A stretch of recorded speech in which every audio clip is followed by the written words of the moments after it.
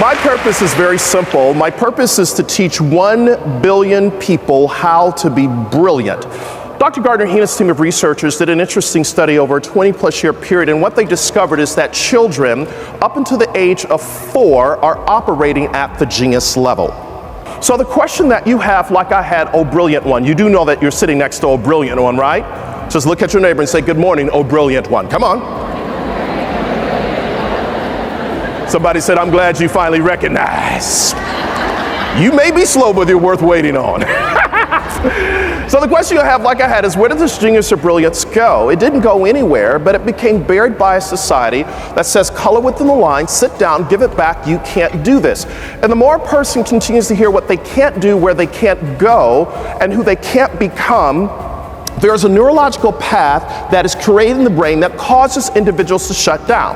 So what happens is they have this potential and they want to be a magnet, but they show up in an environment where they are tolerated, not just celebrated. So the question becomes, what am I going to do as I think about the 5 components, the 5 things? What can I do every single day to be brilliant? I believe it starts with this first big idea, and that is, how do we begin to see differently? The reality is, no matter what the strategy is, culture eats strategy for lunch. So every single day, I believe what you do on the magnet journey is, how do we strengthen the culture of excellence? Not just to do what we do because we have to do it, because how many realize getting approved by magnet is not easy, right? If it was easy, everybody would be doing it. It's not easy, but you create this culture. The other interesting thing that's keeping them awake at night, CEOs, is this whole thing of leadership bandwidth. How do we ensure we have men and women who lead us into the future, not just where we are right now? And then how do we think about our workforce capability? Gone are the days of going to convention boondoggles. It's about, how do we bring the learning back, embed it in the organization so that everyone grows? And then certainly performance management. So there's this whole conversation around accountability now more than ever before. So I salute you on the magnet journey, that you're not settling for the status quo. You're not doing it the way it's always been done, because you are healthcare transformers, and you do it every day in every way.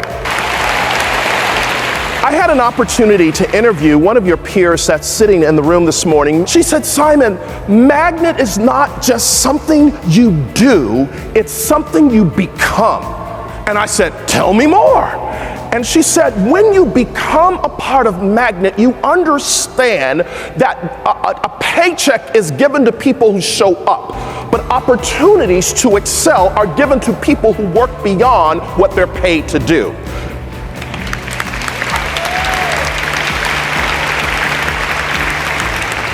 If my memory serves me correctly, Barbara Richardson from Vermont just said a few moments ago, identify the gaps and imagine the possibilities.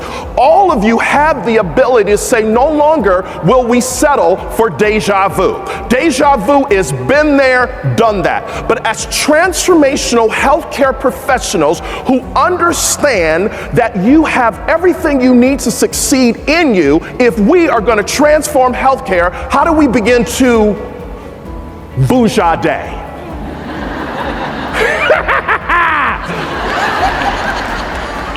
Deja vu is been there, done that. But Bouja Day is going there, doing that. I was interviewing Rick Goings, who is the chairman and CEO of Tupperware. Tupperware is based here in Florida. And I said, Rick, what are you telling your leaders all over the world? And he said, Simon, I'm telling them that in order for us to stay relevant in every economy, we have to have intellectual curiosity. I said, what's intellectual curiosity? He said, it's the ability to see what's not yet.